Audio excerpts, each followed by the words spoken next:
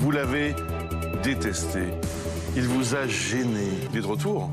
Le masque anti-Covid. Oh, cette odeur. Plus de 90 000 nouveaux cas en 24 heures, plus 41% en une semaine. Les taux de vaccination contre la grippe et le Covid restent insuffisants. Portons le masque dès que nous sommes avec des personnes fragiles ou dans des zones de promiscuité comme les transports en commun. Le masque ne m'a pas empêché d'avoir le Covid hier et je pense que demain non plus. Je porte le masque parce que j'ai 74 ans et que je suis à risque. Masquer tout le monde en France aujourd'hui, je pense que ça ne servirait à rien. Se protéger soi-même, mais protéger aussi les autres, non?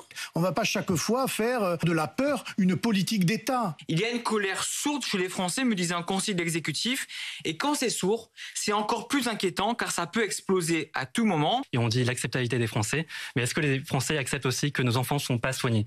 Oui, là, il y a un enfant la qui pédiatrie, c'est vraiment quelque chose. Il y a un enfant qui fait un état de mal épileptique, qui fait un arrêt cardiaque là à Paris aujourd'hui. Pas de place en réanimation.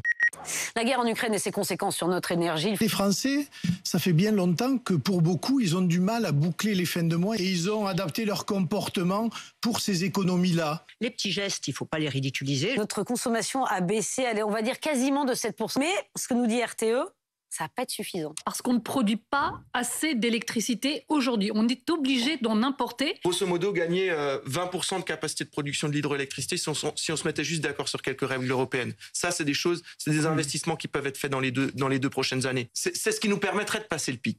Si vous devez prendre le train, le week-end prochain, la SNCF annonce une grève. On veut que la SNCF nous reconnaisse notre considération de notre métier, que ça se voit notamment sur la fiche de paye. Là, c'est un bras de fer. Il y aura d'autres négociations. Je pense qu'on va sûrement arriver à une grève ce week-end-là. J'espère qu'il y aura de véritables négociations à partir de la semaine prochaine et qu'on partira pas sur une...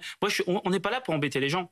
Emmanuel Macron entame cet après-midi une visite d'État de 3 jours aux États-Unis. Des sujets épineux attendent les deux présidents. Parmi les messages que veut faire passer le président, il y a évidemment le fait que lorsqu'on est en Europe, comme l'est la France, les conséquences de la guerre sont plus douloureuses, notamment en matière de fourniture de l'énergie. Parmi les griefs, le fait que les États-Unis vendent le gaz assez cher aux Européens.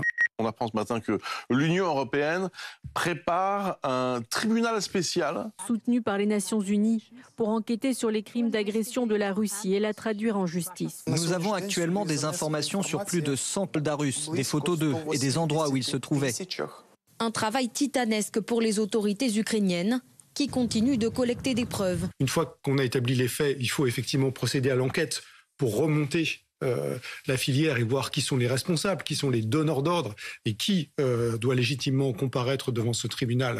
Dernier match des phases de poule au Qatar pour l'équipe de France. Surprise. Pourquoi est-ce que les remplaçants, on les appelle les coiffeurs? Alors, on disait que c'était parce que les remplaçants coupaient les cheveux des titulaires. Oui, quand tu pars un mois et demi loin du pays, des fois, c'était les remplaçants qui coupaient les cheveux des Moi, j'ai lu une autre explication plus sémantique qui est que les remplaçants, ils sont là pour coiffer au poteau les titulaires quand ils ne jouent pas. Oui, alors c'est peut-être un peu trop intellectuel pour le football. C'est pas si compliqué que ça, le football. Hein.